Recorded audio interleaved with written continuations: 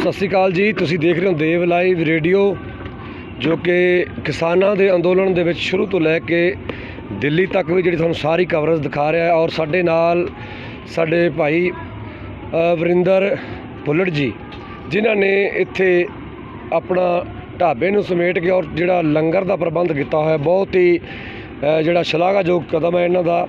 ਉਹਨਾਂ ਦੇ ਨਾਲ ਸਪੈਸ਼ਲ ਅਸੀਂ ਗੱਲਬਾਤ ਕਰਨ ਦੇ ਲਈ ਇੱਥੇ ਪਹੁੰਚੇ, ਕਿਉਂਕਿ ਸਾਨੂੰ ਬਹੁਤ ਵਧੀਆ ਲੱਗਿਆ ਜਿਹਨਾਂ ਦਾ ਇਹ ਲੰਗਰ ਵਿੱਚ ਸ਼ਿਕਾਰ ਨੇ। ਪੂਰੀ ਲੰਗਰ ਤਾਂ ਹੋਰ ਵੀ ਜਿਹੜੀਆਂ ਸੰਸਥਾਵਾਂ ਨੇ ਬਹੁਤ ਵਧੀਆ ਲਗਾਏ ਹੋਏ ਨੇ, ਪਰ ਜਿਹੜਾ ਇਹਨਾਂ ਦਾ ਇੱਥੇ ਸਿਸਟਮ ਕੀਤਾ ਹੈ, ਅਰੇਂਜਮੈਂਟ ਕੀਤਾ ਹੋਇਆ, ਲੰਗਰ ਜਿਹੜਾ ਪੂਰੀ ਮਰਿਆਦਾ ਦੇ ਵਿੱਚ ਰਹਿ ਕੇ ਛਕਾਇਆ ਜਾਂਦਾ ਹੈ। ਸੋ ਉਹ ਸਾਨੂੰ ਬਹੁਤ ਵਧੀਆ ਲੱਗਿਆ। ਸਾਫ਼ ਸਫਾਈ ਇਹਨਾਂ ਦੀ ਬਹੁਤ ਹੈ ਜਿੱਥੇ ਲੰਗਰ ਛਕਾਇਆ ਜਾਂਦਾ ਹੈ। ਸੋ ਇਹਨਾਂ ਦੇ ਨਾਲ ਗੱਲਬਾਤ ਕਰਦੇ ਹਾਂ, ਔਰ ਨਾਲ ਇਹ ਕਿਸਾਨ ਵੀ ਨੇ, ਔਰ ਕਿਸਾਨੀ ਦੇ ਉੱਪਰ ਵੀ ਇਹ ਕੁਛ ਨਾ ਕੁਛ ਬੋਲਣਗੇ। ਔਰ ਜਿਹੜੀ ਸਮੇਂ ਦੀ ਜਿਹੜੀ ਹਾਕਮ ਸਰਕਾਰ ਹੈ, ਹਿਟਲਰ ਸਰਕਾਰ ਹੈ, ਉਹਦੇ ਬਾਰੇ ਵੀ ਜਾਣਾਂਗੇ ਕਿ ਉਹ ਹਜੇ ਤੱਕ ਕਿਸੇ ਤਰ੍ਹਾਂ ਦਾ ਜਿਹੜੇ ਲੱਖਾਂ ਜਿਹੜੇ ਕਿਸਾਨ ਇੱਥੇ ਪਹੁੰਚ ਚੁੱਕੇ ਹੈ ਔਰ ਸਰਕਾਰ ਦੇ ਉੱਪਰ ਕੋਈ ਅਸਰ ਜਿਹੜਾ ਦਿਖਾਈ नहीं दे रहा। और ਇਹਨਾਂ ਦੇ ਨਾਲ ਗੱਲਬਾत करांगे कि ਉਹਨਾਂ ਦੇ ਕੀ ਵਿਚਾਰ है। हाँ जी, पहले जो आपके चैनल को नमस्कार और सभी किसान भाइयों को और देखने वालों को नमस्कार है मेरी तरफ से।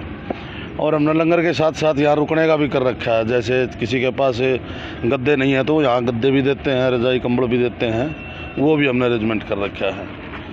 और रही बात विस्की बिल की, तो अब तक मैं कहूँगा, मेरे को चाणक्य जी की एक पंक्ति याद है कि चाणक्य जी ने भी ये कहा है कि बिना औलादा राजा बे औलादा राजा जिसको बोलते हैं, जिसकी संतान नहीं होती। जी जी, निसंतान राजा जो होता है वो कभी भी दयावान नहीं हो सकता। ये चाणक्य जी की एक पंक्ति है कि निसंतान राजा कभी दयावान नहीं होगा इतिहास में।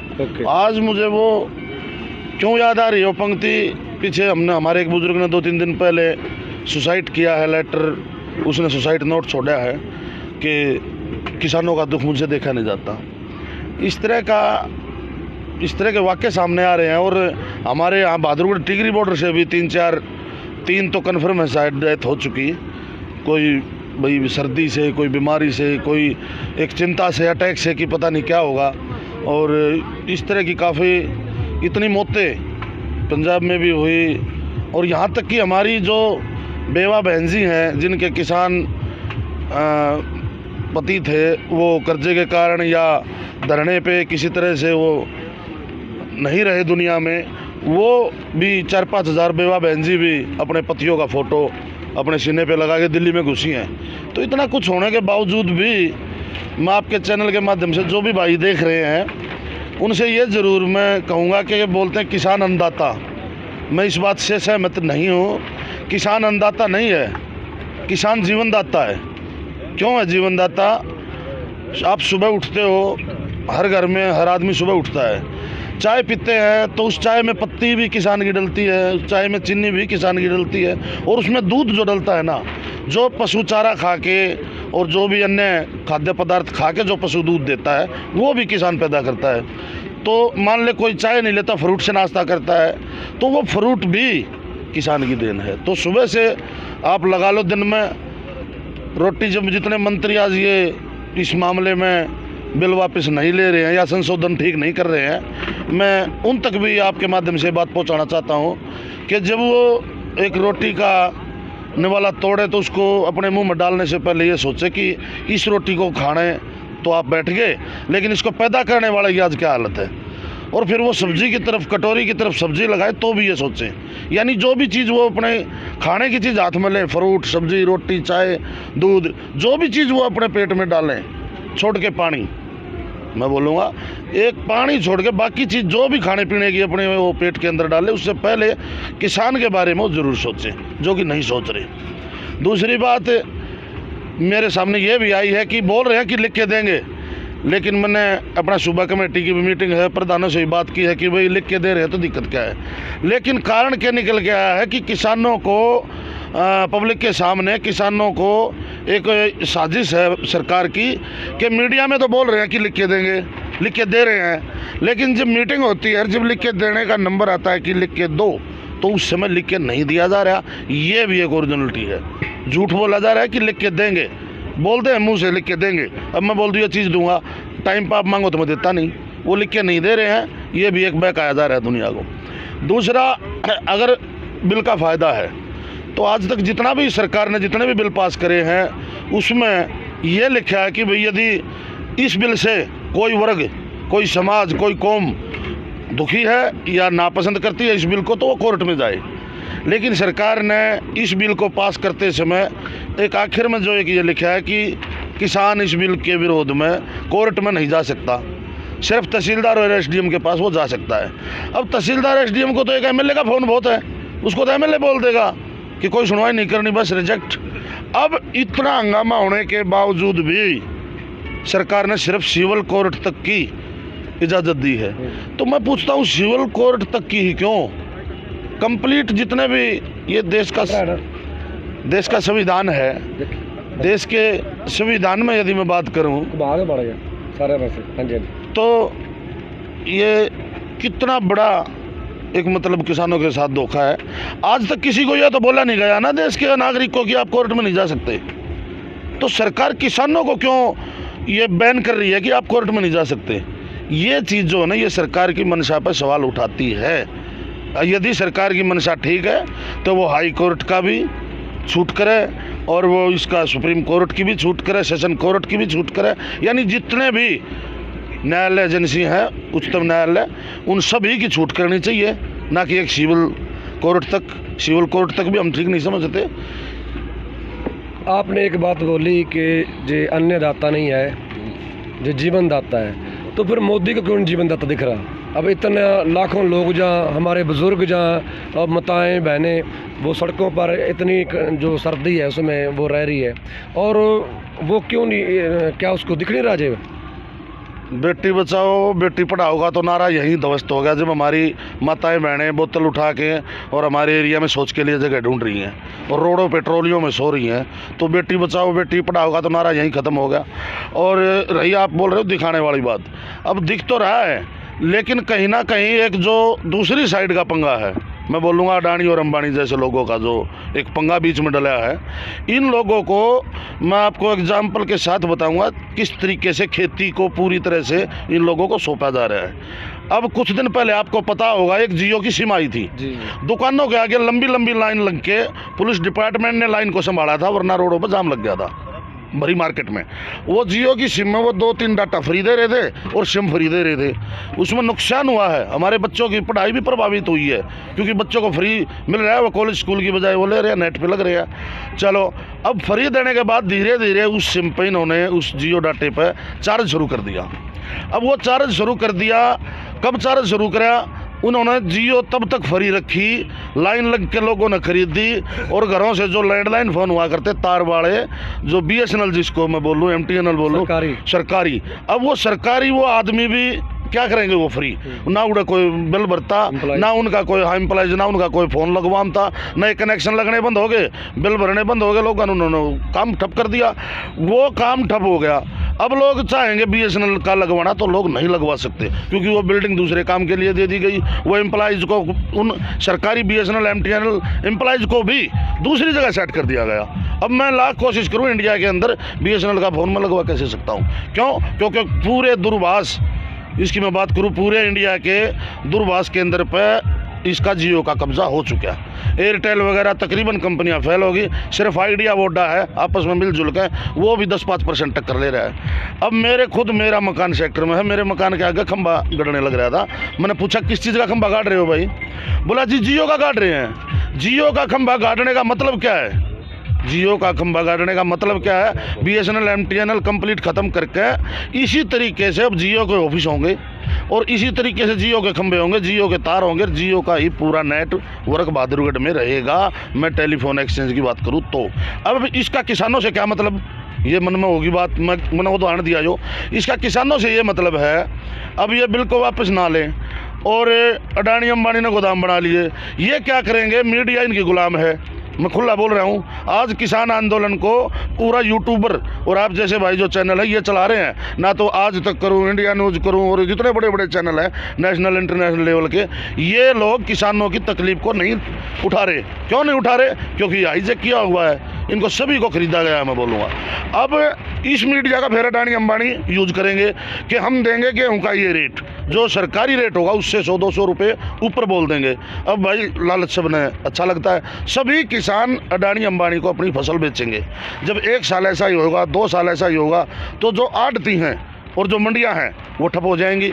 उनका यही हाल हो जाएगा जो आज BSNL ऑफिस का और सरकारी एम्प्लॉयज़ का हो गया। आगे बात वहीं, अब उन एम्प्लॉयज़ को भी दूसरी जगह ट्रांसफ़र कर देंगे, वो दूसरे काम में लगा देंगे, और उन मंडियों में भी दूसरा काम खुल जाएगा। उन दुकानों में भी कोई वेल्डिंग करेगा, कोई अपना और कुछ करेगा, कोई कपड़े की कर लेगा, यानी मंडी खत्म हो जाएगी। फिर जब ये लगेगा कि हाँ, जैसे देश से BSNL खत्म हो गया, अब खंबे गाड़ने लगे, जब इनको अडानी अंबानी को यह लगेगा कि हाँ अब मंडियाँ ख़त्म हो चुकी, आड़ती ख़त्म हो चुके, उसके बावजूद ये किसान को बोलेंगे हम तो ये बांधेंगे। अब वहाँ सरकार कितना खरीदेगी? सरकार सिर्फ इतना खरीदेगी जो इन्होंने BPL पीले कार्ड में बांटना है। उसके बाद बोल देगी फर्द पे इतना ले रहे हैं भाई, हम तो इससे ज़्यादा नहीं लेंगे। अब बाकी जो किसान का अनाज है उसको अडानी अंबानी मनमर्जी से खरीदेंगे, और किसान का आंदोलन है, आम आदमी निश्चिंत है। अब यहाँ मैं बोलूँगा ये आम आदमी की पीड़ा किसान से ज़्यादा होनी चाहिए। क्यों? जब वो खरीदेंगे मनमर्जी से, किसान से 15 रुपये किलो खरीद लिए और वो देंगे आटा 50 रुपये किलो, मतलब लो तो लो ना, कहाँ से लेंगे? जो आम आदमी है वो आटा कहाँ से लेगा? जब सरकारी गोदाम नहीं रहेंगे, सरकारी मंडियाँ नहीं रहेंगी, सरकारी स्टोरेज नहीं रहेंगे, तो आम आदमी के पास आटा दुकानों में कहाँ से आएगा? वो इन्हीं के गोदाम से आएगा, और इनके गोडाउन को मनपसंद तरीके से अपना भाव देंगे।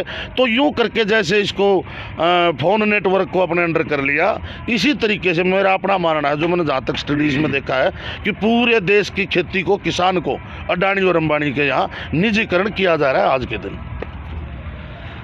अब जो जहाँ में प्रदर्शन कर रहे हैं जो किसान पहुँचे हुए हैं, अब तो हरियाणा पंजाब की बात नहीं रही, अब तो पूरा का पूरा जो हिंदुस्तानी है, बाहर से भी आ रहे हैं लोग। और मैं आपसे ये पूछना चाहता हूँ, आप मोदी को क्या मैसेज देना चाहते हो?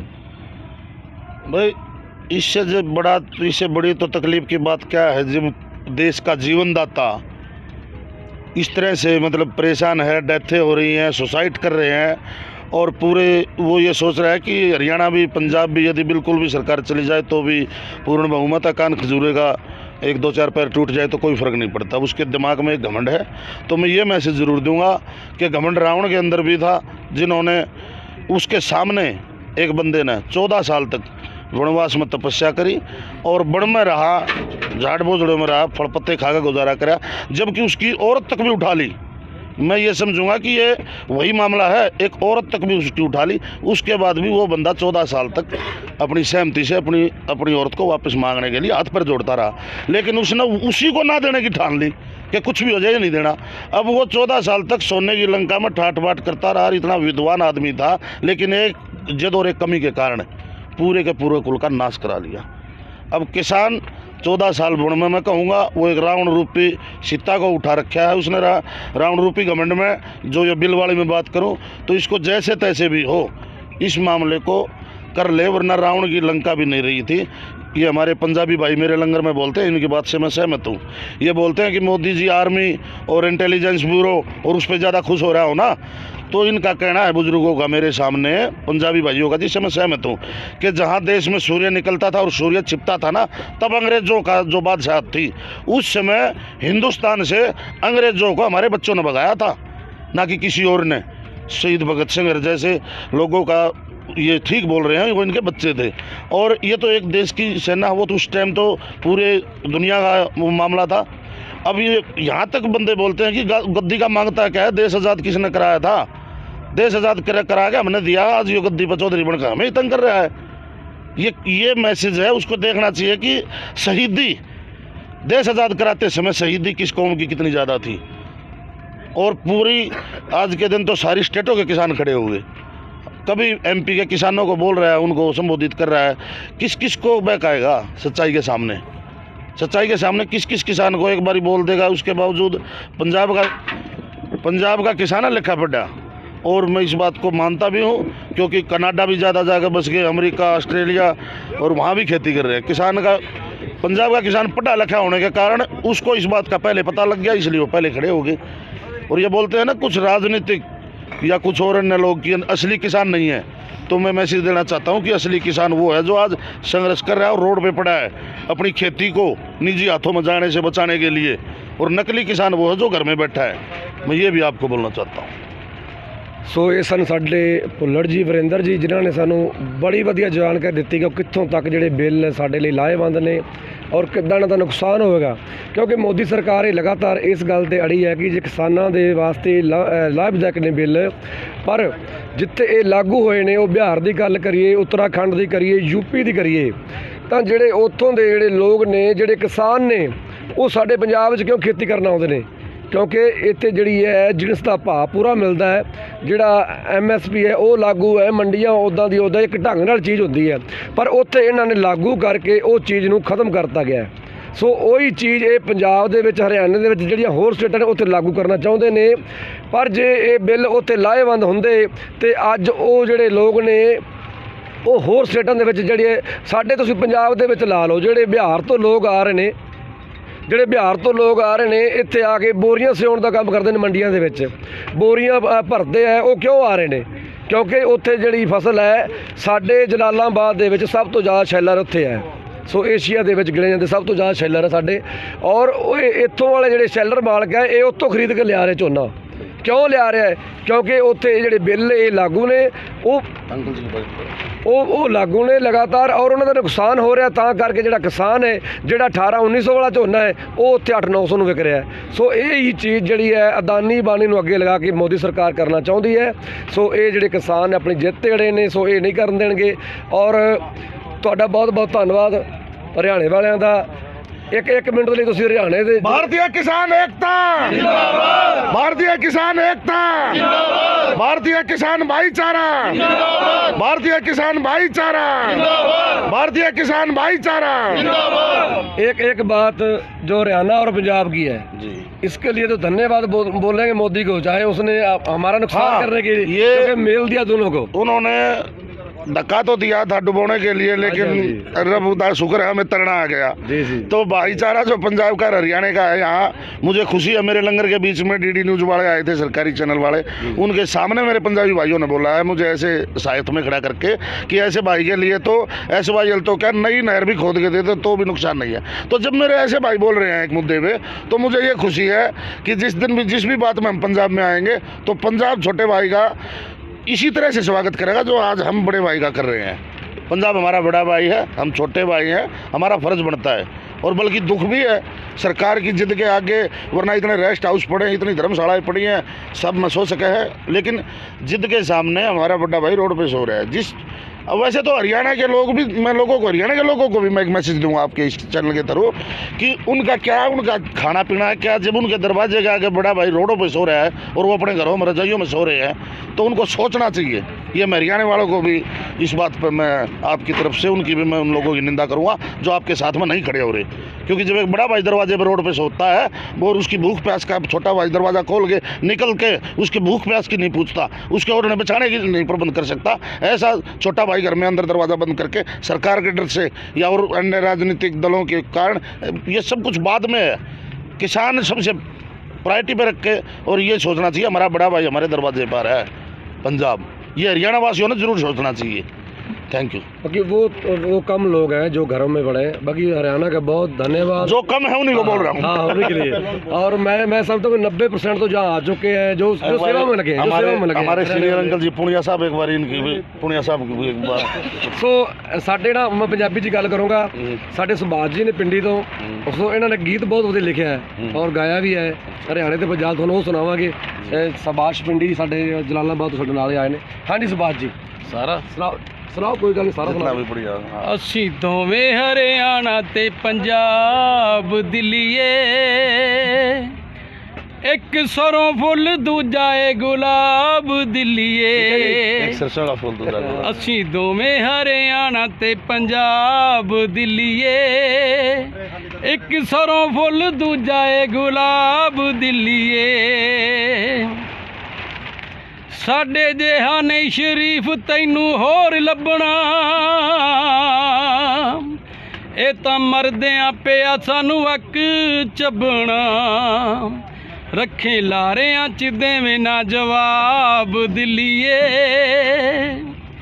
ਇੱਕ ਸਰੋਂ ਫੁੱਲ ਦੂਜਾ ਏ ਗੁਲਾਬ ਦਿੱਲੀਏ ਅਸੀਂ ਦੋਵੇਂ ਹਰਿਆਣਾ ਤੇ ਪੰਜਾਬ ਇੱਕ ਸਰੋਂ ਫੁੱਲ ਦੂਜਾ ਏ ਗੁਲਾਬ ਦਿੱਲੀਏ ਜਿੰਨਾ ਸਾਡੇ ਬਾਪੂਆਂ ਤੇ ਡੰਡੇ ਨਹੀਂ ਚਲਾਏ ਉਹਨਾਂ ਨੂੰ ਵੀ ਸਾਦੇ ਅਸੀਂ ਲੰਗਰ ਛਕਾਏ ਜਿੰਨਾ ਸਾਡੇ ਵੱਡਿਆਂ ਤੇ ਡੰਡੇ ਨਹੀਂ ਚਲਾਏ ਉਹਨਾਂ ਨੂੰ ਵੀ ਸਾਦੇ ਅਸੀਂ ਲੰਗਰ ਛਕਾਏ ਸਹਿਣਸ਼ੀਲਤਾ ਹੈ ਬੜੀ ਬੇਹਿਸਾਬ ਦਿੱਲੀਏ ਇੱਕ ਸਰੋਂ ਫੁੱਲ ਦੂਜਾ ਏ ਗੁਲਾਬ ਦਿੱਲੀਏ ਅਸੀਂ ਦੋਵੇਂ ਹਰਿਆਣਾ ਤੇ ਪੰਜਾਬ ਦਿੱਲੀਏ ਇੱਕ ਸਰੋਂ ਫੁੱਲ ਦੂਜਾ ਏ ਗੁਲਾਬ ਦਿੱਲੀਏ ਰੱਖ ਲਈਏ ਜਦੋਂ ਗੱਲ ਦਿਲ ਵਿੱਚ ਨੀ ਵਾਹ ਜੀ ਵਾਹ ਗੱਡ ਦਈਏ ਝੰਡੇ ਕਾਰਗਿਲ ਵਿੱਚ ਨੀ ਰੱਖ ਲਈਏ ਜਦੋਂ ਗੱਲ ਦਿਲ ਵਿੱਚ ਨੀ ਗੱਡ ਦਈਏ ਝੰਡੇ ਕਾਰਗਿਲ ਵਿੱਚ ਨੀ ਸਾਨੂੰ ਵੱਜਦੇ ਨੇ ਸਲੂਟ ਬੇਹਿਸਾਬ ਦਿੱਲੀਏ ਇੱਕ ਸਰੋਂ ਫੁੱਲ ਦੂਜਾ ਏ ਗੁਲਾਬ ਦਿੱਲੀਏ ਅਸੀਂ ਦੋਵੇਂ ਹਰਿਆਣਾ ਤੇ ਪੰਜਾਬ ਦਿੱਲੀਏ ਇੱਕ ਸਰੋਂ ਫੁੱਲ ਦੂਜਾ ਏ ਗੁਲਾਬ ਦਿੱਲੀਏ ਹੋ ਰਿਸ਼ਤੇ ਚ ਲੱਗਦੇ ਆ ਦੋਵੇਂ ਵੀਰ ਨੀ ਸਿਰੋਂ ਪਾਣੀ ਲੰਘੇ ਕਰਦੇ ਅਖੀਰ ਨੀ ਰਿਸ਼ਤੇ ਚ ਲੱਗਦੇ ਆ ਦੋਵੇਂ ਵੀਰ ਨੀ ਸਿਰੋਂ ਪਾਣੀ ਲੰਘੇ ਕਰਦੇ ਅਖੀਰ ਨੀ ਅਸੀਂ ਲਈਏ ਪਾਈ ਪਾਈ ਦਾ ਹਿਸਾਬ ਬੱਲੀਏ ਅਸੀਂ ਦੋਵੇਂ ਹਰਿਆਣਾ ਤੇ ਪੰਜਾਬ ਦਿੱਲੀਏ ਇੱਕ ਸਰੋਂ ਫੁੱਲ ਦੂਜਾ ਏ ਗੁਲਾਬ ਦਿੱਲੀਏ ਅਸੀਂ ਦੋਵੇਂ ਹਰਿਆਣਾ ਤੇ ਪੰਜਾਬ ਦਿੱਲੀਏ ਪਿੰਡੀ ਸੱਜਣਾ ਦੇ ਗਲ ਦਾ ਹਾਰ ਬਣਦੇ ਅਸੀਂ ਵੈਰੀਆਂ ਲਈ ਤਿੱਖੀ ਤਲਵਾਰ ਬਣਦੇ ਪਿੰਡੀ ਸੱਜਣਾ ਦੇ ਗਲ ਦਾ ਹਾਰ ਬਣਦੇ ਮੋਦੀ ਲਈ ਅਸੀਂ ਤਿੱਖੀ ਤਲਵਾਰ ਬਣਦੇ ਉਹ ਸਾਡੀ ਵੱਡੇ ਵੱਡੇ ਚੱਲਦੇ ਨਦਾਬ ਦਿੱਲੀਏ ਅਸੀਂ ਦੋਵੇਂ ਹਰਿਆਣਾ ਤੇ ਪੰਜਾਬ ਦਿੱਲੀਏ ਇੱਕ ਸਰੋਂ ਫੁੱਲ ਦੂਜਾ ਏ ਗੁਲਾਬ ਦਿੱਲੀਏ ਅਸੀਂ ਦੋਵੇਂ ਹਰਿਆਣਾ ਤੇ ਪੰਜਾਬ ਦਿੱਲੀਏ ਸਾਡੀ ਵੱਡੇ ਵੱਡੇ ਚੱਲਦੇ ਨਦਾਬ ਦਿੱਲੀਏ ਇੱਕ ਸਰੋਂ ਫੁੱਲ ਦੂਜਾ ਏ ਗੁਲਾਬ ਦਿੱਲੀਏ ਅਸੀਂ ਦੋਵੇਂ ਹਰਿਆਣਾ ਤੇ ਪੰਜਾਬ ਦਿੱਲੀਏ ਇੱਕ ਸਰੋਂ ਫੁੱਲ ਦੂਜਾ ਏ ਗੁਲਾਬ ਦਿੱਲੀਏ हरियाणा पंजाब भाईचारा हरियाणा पंजाब भाईचारा और मैं 1 मिनट 1 सेकंड इस गीत को सुन के एक बात जरूर कहूँगा कि जो हरियाणा के बॉर्डर हैं, देखो भाई दिल्ली MP और वो को तो मैं बोल नहीं सकता, लेकिन मैं ये ज़रूर कहूँगा कि जो जैसे सिंघू बॉर्डर है, टीकरी बॉर्डर है, जो भी हरियाणा का लगता है, ये मैंने तो वायदा कर रखा अपने दिल में, जिस दिन आपके हाईकमान का आदेश आएगा ऊपर से कि भाई अब दिल्ली में घुसना है, उस दिन मेरे को पूरी उम्मीद है कि छोटा भाई बड़े भाई से पहले बॉर्डर को पार करेगा, सबसे आगे हरियाणा होगा, उसके पीछे पंजाब के भाई और हमारी बहनें होंगी, ये हमारा वादा। जय किसान एकता। हरियाणा पंजाब भाईचारा, पंजाब हरियाणा भाईचारा।